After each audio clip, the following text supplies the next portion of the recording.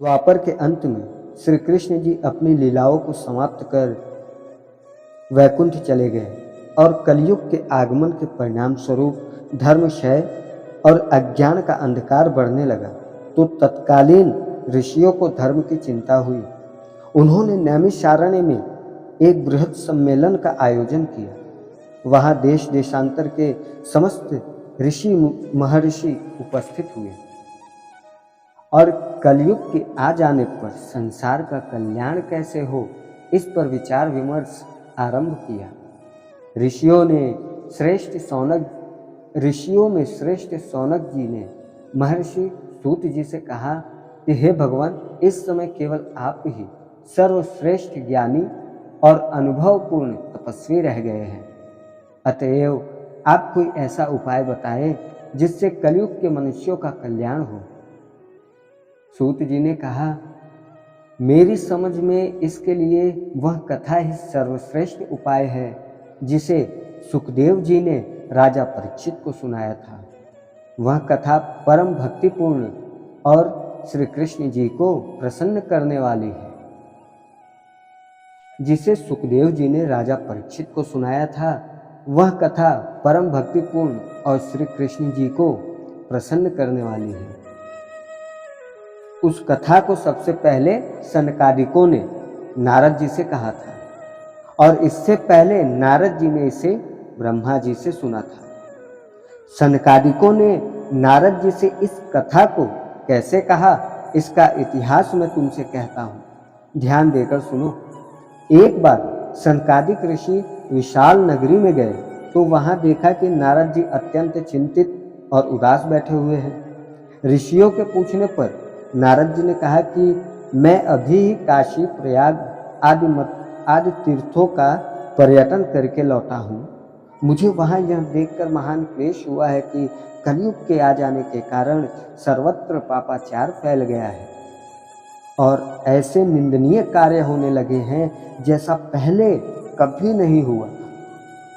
श्री कृष्ण भगवान की क्रीड़ा भूमि में मैंने एक तरुण स्त्री को अत्यंत दीन अवस्था में बैठा देखा, जिसके पास 2 मृतक मनुष्य पड़े थे और वह उनकी सेवा में तल्लीन थी।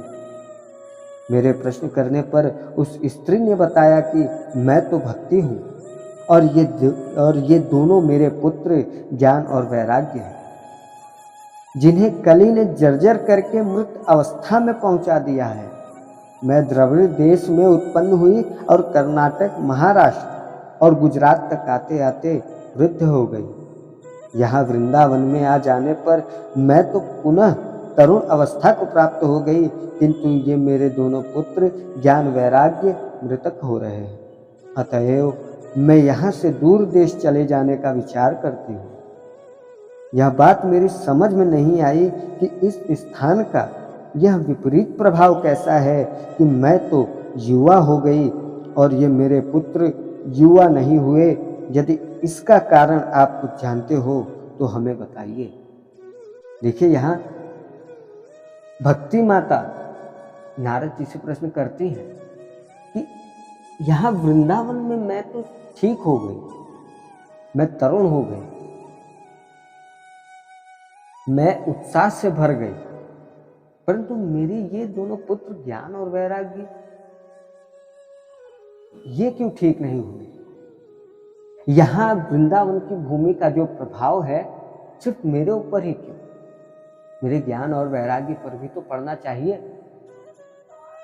नारद जी ने कहा, कली के कारण ज्ञान और वैराग्य लुप्त प्राय हो रहा है और केवल एक भक्ति ही मनुष्य के लिए कल्याणप्रद मार्ग अब शेष रह गया है। यहाँ वृंदावन में भक्ति नाच रही है, अतएव तुम यहाँ आकर तरुण हो गई तो यह कोई आश्चर्य नहीं है। भक्ति ने कहा कि राजा परीक्षित ने कलयुग को स्थापित कर अच्छा काम नहीं किया। भक्ति माता कहती हैं कि राजा परीक्षित ने कलयुग को स्थापित करके अच्छा कार्य नहीं किया।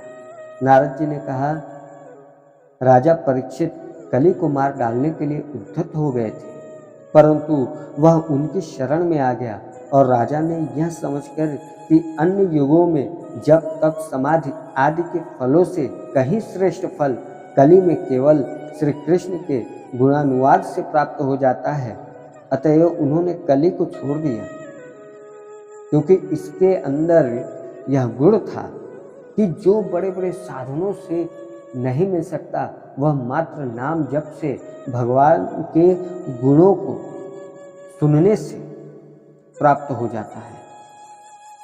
इसलिए उन्होंने कली को छोड़ दिया। अब तो ज्ञान बीज के स्थान पर भूसा बोने के समान निष्फल हो गया,